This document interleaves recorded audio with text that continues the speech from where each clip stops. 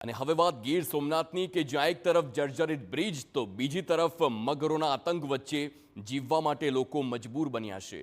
ગીર સોમનાથ જિલ્લાના કોડીનાર તાલુકામાં ઘટવાડ ગામે ગ્રામજનોને બેવડા જોખમનો માર સહન કરવાનો વારો આવ્યો છે।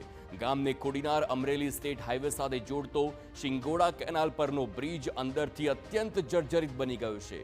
બ્રિજના નીચેના ભાગમાં સિમેન્ટ અને લોખંડના પોપડા ખસી ગયા છે અને તેના કારણે અકસ્માતનો ભય પણ ઊભો થયો છે। અત્યાર સુધી કોઈ નક્કર કાર્યવાહી ન થતા હોવાનો સ્થાનિકોનો આરોપ છે। ત્યારે બીજી તરફ ગામને અડીને વહેતી શિંગોડા નદીના પટમાં 20 કરતાં વધારે મગરો જોવા મળતા ગ્રામજનોમાં ભય। દરરોજ સવારે અને સાંજે મગરો ખુલ્લામાં જોવા મળતા હોવાથી પશુપાલકો, ખેડૂતો અને સ્થાનિક લોકોમાં પણ દહેશત છે। ગામ લોકોની માંગ છે કે તંત્ર તાત્કાલિક બ્રિજનું સમારકામ કરે અને મગરોના જોખમથી પણ લોકોને સુરક્ષા આપે। ગીર સોમનાથ જિલ્લાના કોડીનાર તાલુકાના ઘાટવડ ગામને કોડીનાર અમરેલી હાઈવે સાથે જોડતો મુખ્ય રસ્તો છે।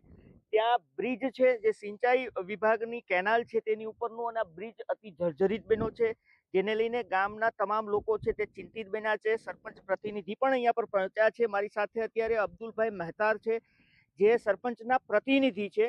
તેમનું કહેવું છે કે તેમણે રજૂઆતો કરી છે, છતાં હજુ સુધી ધ્યાન નથી દેવામાં આવ્યું। શું કહે છે અબ્દુલભાઈ તે એમની પાસેથી જાણીએ। અબ્દુલભાઈ, શું કહેશો? આ બ્રિજ ક્યાં ગામનો મુખ્ય રસ્તો છે કે કેમ?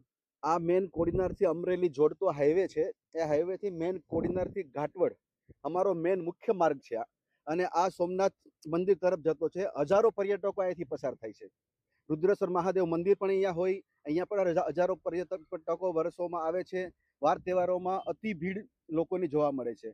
આ અતિ જર્જરિત છે। અગાઉ પણ અમારા ગામના બધા દરેક આગેવાનોએ રજૂઆત કરેલી, મેં પણ રજૂઆત કરેલી, છતાં આ પુલનો કોઈ નિકાલ આવેલ નથી। ક્યારે અકસ્માત સર્જાય અને ક્યારે શું પરિણામ આવે અણધાર્યું તે સમજાતું નથી। તો સરકારને તુરંત પગલાં લઈ અને આ બ્રિજની વ્યવસ્થા કરવી જોઈએ। તમે ક્યારે જાણ કરી તો એ લોકો સામે કઈ જવાબ આવેલા છે? હા, એ લોકોએ કીધું કે અમારે તપાસ કરી અને અમે એનું સમારકામ ચાલુ કરશું, પણ હજી કોઈ નિર્ણય આવ્યો નથી।